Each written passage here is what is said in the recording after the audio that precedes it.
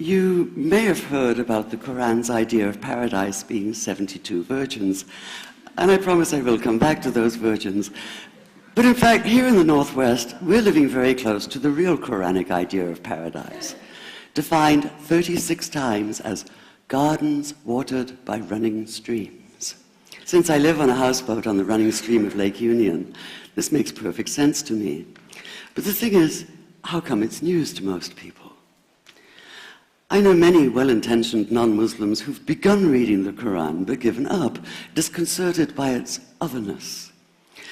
The historian Thomas Carlyle considered Muhammad one of the world's greatest heroes, yet even he called the Quran as toilsome reading as I ever undertook, a wearisome, confused jumble. Part of the problem, I think, is that we imagine that the Quran can be read as we usually read a book, as though we can curl up with it on a rainy afternoon with a bowl of popcorn within reach, as though God, and the Quran is entirely in the voice of God speaking to Muhammad, were just another author on the bestseller list. Yet the fact that so few people do actually read the Quran is precisely why it's so easy to quote, that is, to misquote. Phrases and snippets taken out of context in what I call the highlighter version, which is the one favored by both Muslim fundamentalists and anti-Muslim Islamophobes. So this past spring, as I was gearing up to begin writing a biography of Muhammad, I realized I needed to read the Quran properly as I could, that is. My Arabic's reduced by now to wielding a dictionary, so I took 4 well-known translations and decided to read them side by side, verse by verse, along with a transliteration and the original 7th century Arabic. Now, I did have an advantage. My last book was about the story behind the Shia-Sunni split, and for that I'd worked closely with the earliest Islamic histories, so I knew the events to which the Quran constantly refers, its frame of reference. I knew enough, that is, to know that I'd be a tourist in the Quran, an informed one, an experienced one even, but still an outsider, an agnostic Jew reading someone else's holy book. So I read slowly. I'd set aside 3 weeks for this project, and that, I think, is what is meant by hubris, because it turned out to be 3 months. I did resist the temptation to skip to the back where the shorter, more clearly mystical chapters are, but every time I thought I was beginning to get a handle on the Quran, that feeling of, I get it now, it'd slip away overnight, and I'd come back in the morning wondering if I wasn't lost in a strange land. And yet the terrain was very familiar. The Quran declares that it comes to renew the message of the Torah and the Gospels, so 1/3 of it reprises the stories of biblical figures like Abraham, Moses, Joseph, Mary, Jesus. God himself was utterly familiar from his earlier manifestation as Yahweh, jealously insisting on no other gods. The presence of camels, mountains, desert wells and springs took me back to the year I spent wandering in the Sinai desert. And then there was the language, the rhythmic cadence of it, reminding me of evenings spent listening to Bedouin elders recite hours-long narrative poems entirely from memory. And I began to grasp why it's said that the Quran is really the Quran, only in Arabic. Take the Fatiha, the 7-verse opening chapter that is the Lord's Prayer and the Shema Israel of Islam combined. It's just 29 words in Arabic, but anywhere from 65 to 72 in translation. And yet the more you add, the more seems to go missing.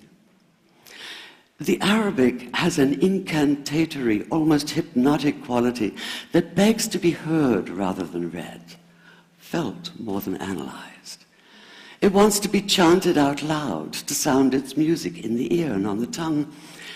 So the Quran in English is a kind of shadow of itself, or as Arthur Arbery called his version, an interpretation. But all is not lost in translation. As the Quran promises, patience is rewarded, and there are many surprises. A degree of environmental awareness, for instance, and of humans as mere stewards of God's creation, unmatched in the Bible. And where the Bible is addressed exclusively to men, using the second and third person masculine, the Quran includes women, talking, for instance, of believing men and believing women, honorable men and honorable women. Or take the infamous verse about killing the unbelievers. Yes, it does say that, but in a very specific context. The anticipated conquest of the sanctuary city of Mecca, where fighting was usually forbidden. And the permission comes hedged about with qualifiers. Not you must kill unbelievers in Mecca, but you are allowed to, but only after a grace period is over. And only if there's no other pact in place. And only if they try to stop you getting to the Kaaba. And only if they attack you first. And even then, God is merciful, forgiveness is supreme, and so, essentially, better if you don't. This was perhaps the biggest surprise. How flexible the Quran is, at least in minds that are not fundamentally inflexible. Some of these verses are definite in meaning, it says, and others are ambiguous. The perverse at heart will seek out the ambiguities, trying to create discord by pinning down meanings of their own. Only God knows the true meaning. The phrase, God is subtle, appears again and again. And indeed, the whole of the Quran is far more subtle than most of us have been led to believe, as in, for instance, that little matter of virgins and paradise. Old-fashioned Orientalism comes into play here. The word used 4 times is huris, rendered as dark-eyed maidens with swelling breasts, or as fair, high-bosomed virgins. Yet all there is in the original Arabic is that one word, huris. Not a swelling breast or high bosom in sight. Now, this may be a way of saying pure beings, like in angels, or it may be like the Greek kos, or kore, an eternal youth. But the truth is, nobody really knows, and that's the point. Because the Quran is quite clear when it says that you will be a new creation in paradise, and that you will be recreated in a form unknown to you, which seems to me a far more appealing prospect than a virgin.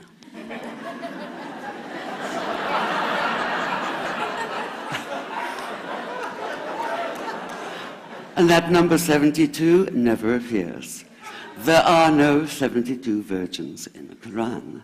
That idea only came into being 300 years later, and most Islamic scholars see it as the equivalent of people with wings sitting on clouds and strumming harps. Paradise is quite the opposite. It's not virginity, it's fecundity, it's plenty, it's gardens watered by running streams.